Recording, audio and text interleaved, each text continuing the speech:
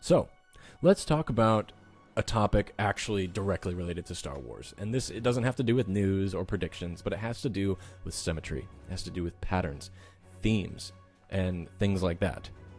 You know, as Maz Kanata would say, if you live long enough, you see the same eyes through different people.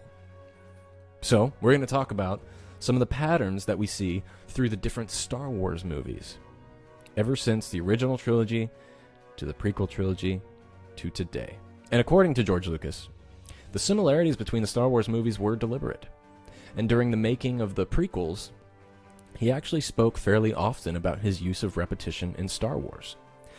I have a quote here that says, "I create themes, like different arrangements, just like a piece of music." On the Phantom Menace's audio commentary, Lucas stated that it's very, very clear in the two trilogies that I'm putting the characters in pretty much the same situations, sometimes even the same dialogue, so that the father and son go through pretty much the same exact experience.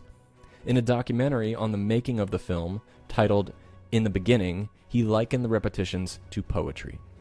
He says, "Instead of destroying the Death Star like Luke, Anakin destroyed the ship that controls the robots. It's like poetry. It rhymes. Every stanza rhymes with the last one."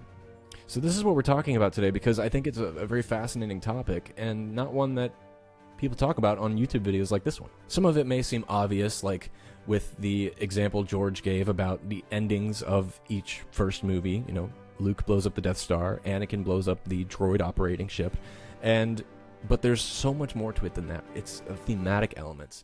Sometimes straight up visual, sometimes audible, and sometimes a mythological approach as well. So let's start with just the titles of the films. And more specifically, let's look at the Phantom Menace, which is what George was mostly talking about. So the Phantom Menace corresponds directly with A New Hope. Attack of the Clones corresponds directly with The Empire Strikes Back.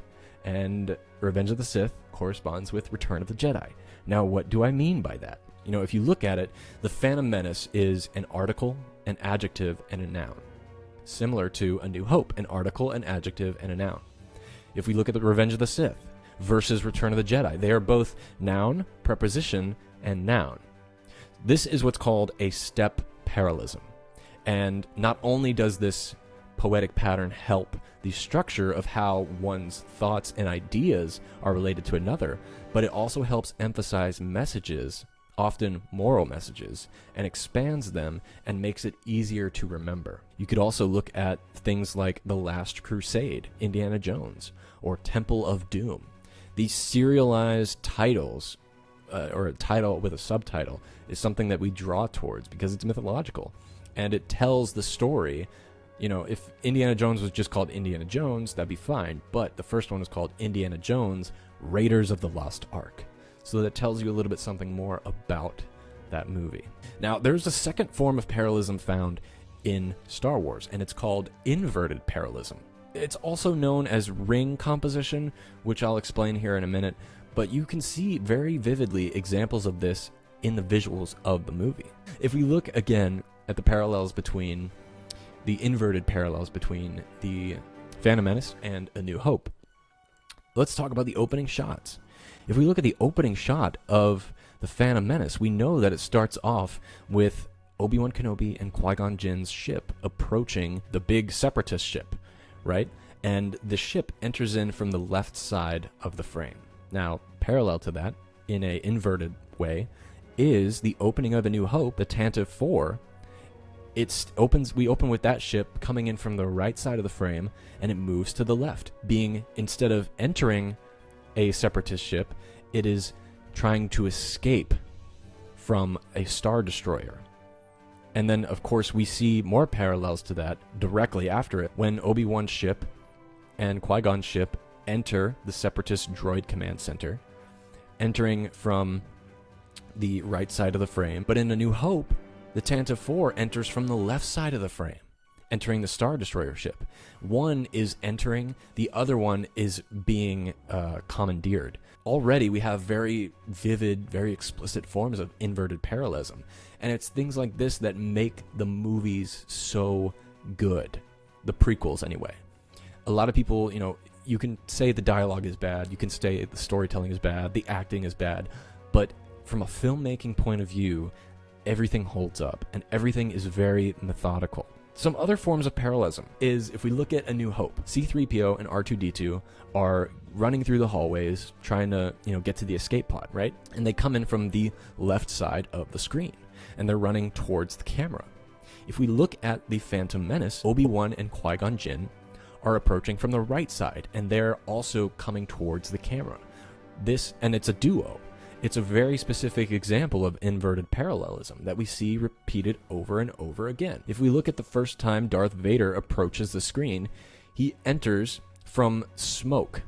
He busts through a door, and smoke is filled, and then he's revealed that Darth Vader is the bad guy. Well, in the Phantom Menace, Kenobi and Qui-Gon Jinn also bust through the door that when is opened is revealed to be a bunch of smoke, but instead of it being the villain, it's the heroes of this story. And it's what George Lucas was talking about. Like, sometimes it's a direct visual copy of the original film.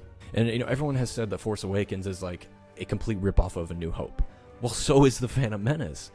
They're both very similar movies. You could argue that all three are essentially the same exact movie. But more examples from A New Hope and Phantom Menace is also in A New Hope, before Darth Vader busts through the door, we see some of the soldiers waiting on the sides, waiting for them to bust through so they can open fire. And the depth of field is going from the right side of the frame, going down towards the left side, where we see the door starting to bust open. To parallel this, in the Phantom Menace, the Separatist leaders waiting on the inside of their hangar while the Obi-Wan Kenobi and Qui-Gon Jinn try to bust through the door. Again, this isn't inverted parallelism, but this would be similar to a ring composition form of parallelism. Now, some other random examples of this type of, thematic repetition or poetry. Let's look at, again, in the Phantom Menace, right? When Anakin leaves Tatooine for the first time, and he's a little scared, and he utters that ridiculous line, "I'm cold." Well, Padme covers Anakin with a blanket aboard their royal ship. In A New Hope, if you remember, after Luke finds out about Obi-Wan passing away, Leia covers Luke with a blanket on board of the Millennium Falcon. Parallelisms. Another example using Padme is in Episode 3. If you remember, Padme, I think she talks to Obi-Wan Kenobi when Anakin is falling to the dark side, and she says to him, "There's still good in him," talking about Anakin. Well, Luke Skywalker did the same exact thing in Episode 6 when he was talking about his father, and he said, "There's still good in him. I can feel it." If we talk about Episode 2 and Episode 5, so Attack of the Clones and The Empire Strikes Back, all the male lead characters in both of those films are separated during the romantic chapters of those movies. When we're talking about ring compositions, there's so many different things that are involved with parallelisms in Star Wars. This is such a big topic. We're going to have to discuss it more on another episode of Han Talks First. But until next time, my friends, somehow, some way, somewhere this week, may the Force be with you. So who talks first? You talk first? I talk first.